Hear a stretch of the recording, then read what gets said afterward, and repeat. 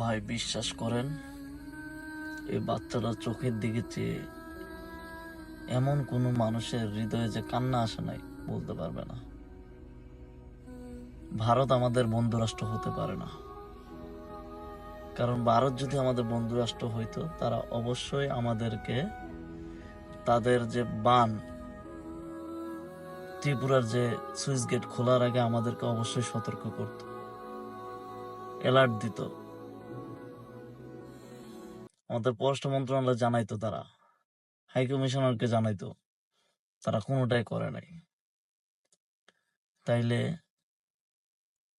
আপনার দেখেন, আমাদের পদ্মা সেতু করতে কত হাজার কোটি টাকা খরচ হয়েছে, প্রায় 30,000 কোটি টাকা। মেট্রো রেলে অনেক টাকা। তাহলে একটা ফারাক্কা বাঁধ করতে কয় টাকা লাগবে? একটা ফারাক্কা বাঁধ যদি আমাদের সীমানায় আমরা করি, এই ফারাক্কা বাঁধ যদি তারা ছেড়েও দেয়, তাদের যে ফারাক্কা বাঁধের উচ্চতা তার চেয়ে আমরা আরো 500 ফিট 1000 ফিট উচ্চতা বেশি করব।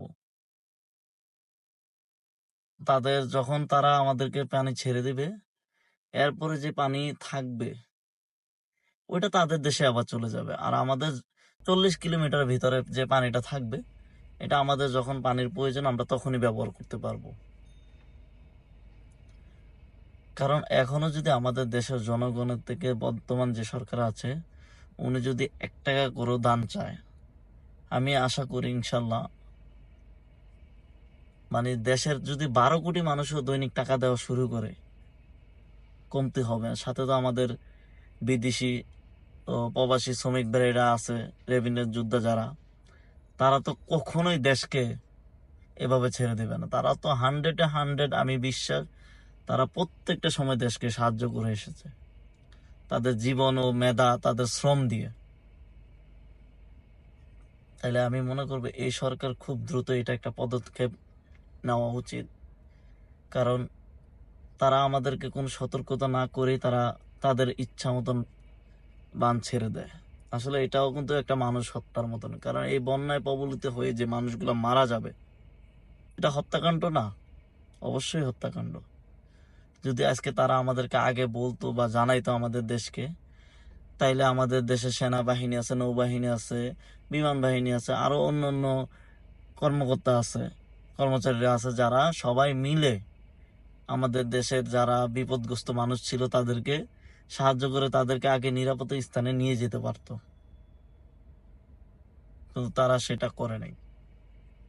তো এখনই আমাদের বর্তমান যে সরকার আছে উনি চাইলে ভারতকে জবাব দিতে পারবেন, এবং কি আমাদের নদীগুলো তারা শুকিয়ে মেরে ফেলতেছে।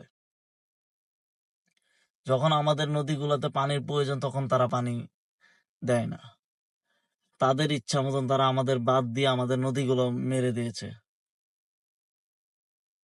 আমাদের নদীমাতৃক দেশটাকেও তারা ধ্বংস করছে। তাই সবাই আওয়াজ তুলেন, সবাই নিজ নিজ পক্ষ থেকে আওয়াজ তোলেন। হয়তো আমার একটা ভিডিও লাইক বেশি না হইতে পারে, আপনার একটা ভিডিও লাইক হইতে পারে, এরকম একজন একজন একজন একজন করতে করতে কোটি কোটি মানুষের ভিডিও ছড়াই দেন। ইনশাল্লাহ আল্লাহ পাক চাইলে আমাদের দেশে বাঁধ নির্মাণ হবে। আল্লাহ হাফিজ।